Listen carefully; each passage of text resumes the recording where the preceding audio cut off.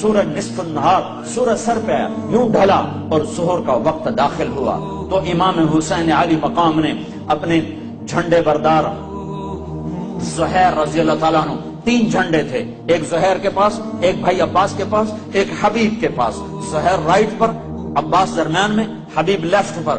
تو زہیر کو بلا کر فرمایا ان سے کہو ہمیں نماز پڑھنے کے لیے تھوڑی مہلت دے دو۔ زہیر نے گھوڑا آگے بڑھایا اور شمر سے کہا جنگ روکو، ہمیں نماز پڑھنے دو۔ اس نے کہا ہم تمہیں نماز میں بھی زندہ نہیں قتل کریں، تمہیں نماز میں بھی قتل کریں، نماز کی کوئی چھٹی نہیں ہے۔ تو انہوں نے واپس آ کے عرض کی حضور وہ نماز کی اجازت نہیں دے رہے۔ تو آپ کہتے چلو ٹھیک ہے لڑو مرو، کہ نہیں نہیں، آدھے ان سے جنگ کرو اور آدھے اللہ اکبر کہو، آدھے صفیں بناؤ اور آدھے ان سے ٹکراؤ۔ 25 آدمی، 20 تو شہید ہو چکے تھے ظہر تک۔ یہ ایسے نمازی دھرتی نے کبھی نہیں دیکھے، آسمان نے کبھی نہیں دیکھے، فرشتوں نے کبھی نہیں دیکھے کہ اپنے خون سے وضو ہو رہا ہے، یہ کربلا کی مٹی سے تیمم ہو رہا ہے، خون آلود پیشانیوں کے ساتھ، فوارہ بنے بدنوں کے ساتھ، ٹوٹے پھوٹے اعضاء کے ساتھ۔ اللہ اکبر! جب انہوں نے تکبیر پڑھی ہوگی تو آسمان پہ کیا ہلچل مچی ہوگی، جب انہوں نے سجدوں میں سر رکھا ہوگا تو دھرتی نے کیا کیا غصے لیے ہوں گے۔ تم کراؤن کے ہی غلام بن کے رہ گئے ہو۔ ہائے ہائے ہائے ہائے، یہ بھی کوئی زندگی؟ اسلام آباد پلاٹ لینا ہے گھر بناونا ہے، اس واسطے میں ہوٹل چلاونا ہی ہے، میں شراب بیچنی ہے، میں پیچھا گھر بناونا ہے۔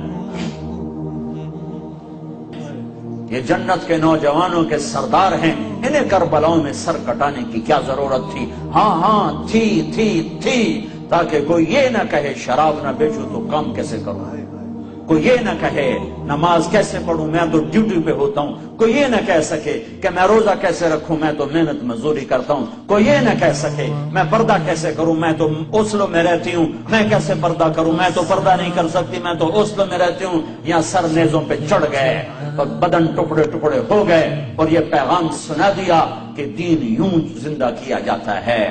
جنوں کے شہر میں سر بیچتے تھے مفت دیوانے، ادا کرنے یہی خوش رسم ہم بازار میں آئے۔ یہ یوں نمازیں پڑھ کے دکھائیں، پیغام دینا ہے کہ زیر خنجر بھی یہ پیغام سنایا۔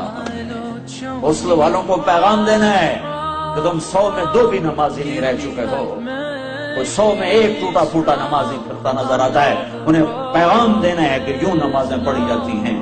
نہ بھی پڑھتے تو جنت تیار تھی۔ ہوں کیڑی گل نے نماز دی؟ نہیں ہے، اگلی امت کوئی نہیں پڑھنی، انہوں نے دسنا ہے، این پڑھی جاندی ہے، سرے دار تکبیریں کہی جاتی ہیں، خون آلود پیشانیوں سے سجدے کیے جاتے ہیں، کٹے ہوئے بدنوں کے ساتھ تکبیریں پڑھی جاتی ہیں، فوارہ بنے ہوئے جسموں کے ساتھ تکبیریں پڑھی جاتی ہیں۔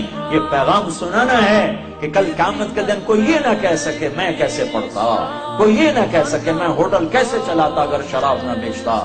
بیچ دے ہوٹل، ریڑھی لگا لے، یا اللہ کے سامنے کھڑا ہونے کا منکر ہو جا، یار محمد مصطفیٰ کی رحمتوں کا احسانات کا انکار کر دے کہ میرے اوپر کوئی احسان نہیں، میرے نبی دا میں جو کیتا ہے آپ کیتا ہے۔ کس کے سامنے جانے والے ہو؟ جس کی اولاد کے کٹے سر اس کے سامنے ہوں گے۔ تمہاری بیٹیاں زینب سے زیادہ قیمتی ہیں، تمہارے بیٹے حسین سے زیادہ قیمتی ہیں۔